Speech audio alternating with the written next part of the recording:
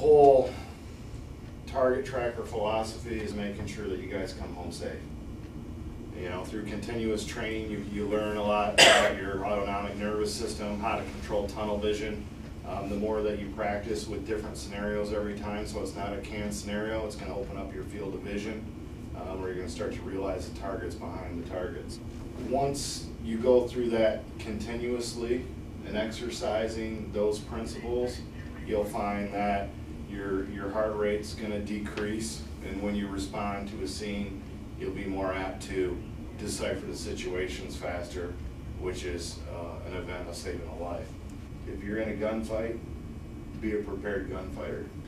That new dynamic motion into the situation is really the quality training tool. Live fire, when you take into the consideration all the stressors that come with a moving target amongst friendly targets, you know, the obvious dangers there. You don't want to hit a target you're not supposed to hit, which makes you concentrate on when am I going to be able to fire this weapon, and am I going to be able to get a hit, you know, when it is clear to shoot. In the meantime, that they're constantly shooting at me, so I have to be concerned about my cover, and your mind is constantly going, and it's a good quality workout. You know, it really gives the brain a good workout, and figuring out the dynamic of that moving target now, which someone is controlling. It doesn't just go straight moving. It's on an angle. It's turning. It's backing up. It's, you know, the dynamics change constantly, just like it would in a real life situation, and that's where the more we practice with this tool, the better we're going to get.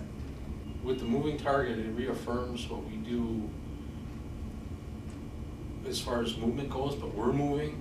This way, it really opens your eyes to how accurate your target acquisition has to be when the target's moving and you're stationary, and it reaffirms your look shoot. Because if you don't do it right, you're going to shoot right by it, so you're not going to hit your target and possibly whatever's beyond, which you don't really want to hit. It was exciting. One, because the training is different than what we normally do, and that it's dynamic. But this gives us an opportunity. We can make our own vehicles like we were talking about, even if it's a wood one, it doesn't even have to move, but you can simulate getting out of a car, you can have a target come from somewhere else, you can be addressing a person, and then all of a sudden a target comes from somewhere else. There's a lot of opportunity with this. I would say just recognizing the tunnel vision, and you know, we do train with targets and normally, and you don't look at what's beyond there. We talk about it, but we never actually really experience that. And today, that was kind of my wake-up call, if you want to say, to be able to see and understand that concept. So that's the biggest thing I've taken from today. For police, especially recently with the rulings, we're 100% accountable for every round that you have. Moving, I got to know where I'm putting this bullet a little bit better, because now that it's moving, you know, I have to adjust everything. Well, now you've added that other thing in there to assure that, okay, your accountability rate now is going to go up if you train with the target tracker, because now the bad guy is moving too, and you can also be moving. So now it's all of a sudden, hey, I'm getting more and more close to almost a virtual reality of a situation that I might face in the future.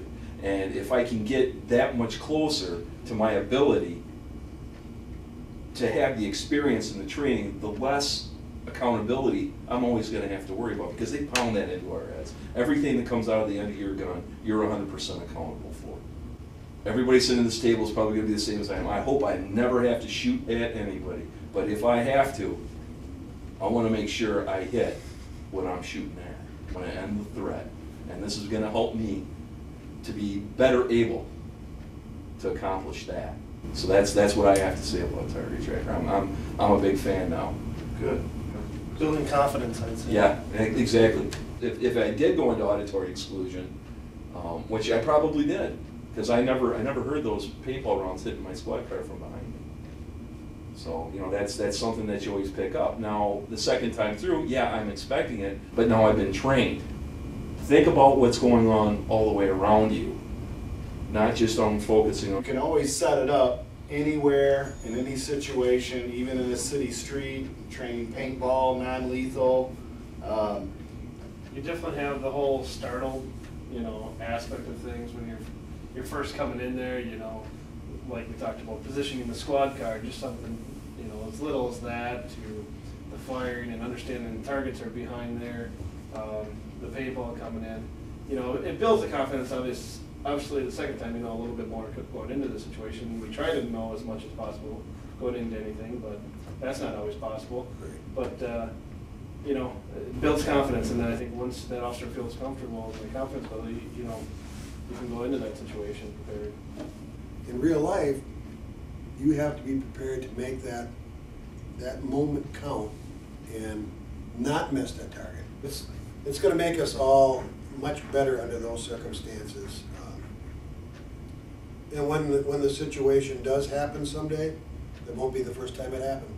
Right. They've been there before. Now, the local businesses are aware of the training measures that you do, even, like we mentioned, cordon off a part of the street in front of the bank.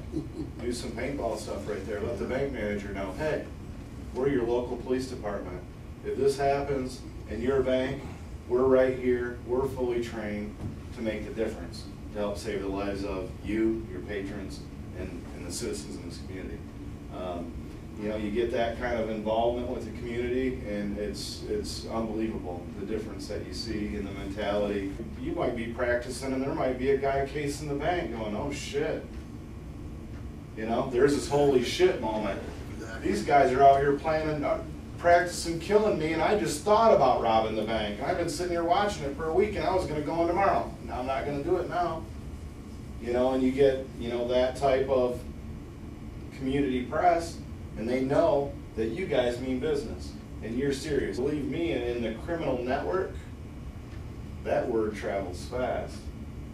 You might look at it and be the kind of the prototype or the law enforcement division that all the ones in the surrounding communities go, hey, these guys are training different over here, And I always look at it, and if you're using obviously you want to use non-lethal rounds, but if you're doing the practice in the neighborhoods and in the city streets where it's going to go down, and you have the ability and can do it, see the difference in the reaction if you call up the president of the bank and say, hey, we want to do a training episode simulating a bank robbery right in your building, and can we do that, and what's your thoughts on it? Between the community rallying behind what you guys do and the criminals getting word of it, it's going to be a safer city street.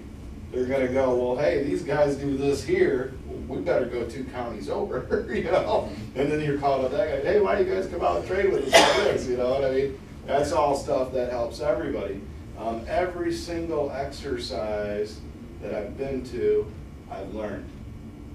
I've learned from everyone. Get behind the engine block if you're ever taking incoming fire, because it's about the only place in a car that will stop around. And you get done with your exercise. Roger noticed it, and I noticed it, and a couple of you guys went, you know what I mean? Like, You look at that and you go, okay, well, shooting paper, da-da-da-da. When you shoot paper, you don't have that wow factor. You don't have that holy shit moment that when, you know what, if that was 2 perps, I'd be going home today. The seriousness of training is training to save your life. All your courses of fire, everything that you do not do it the same way every time. Right. A million different scenarios, but don't do it the same way twice.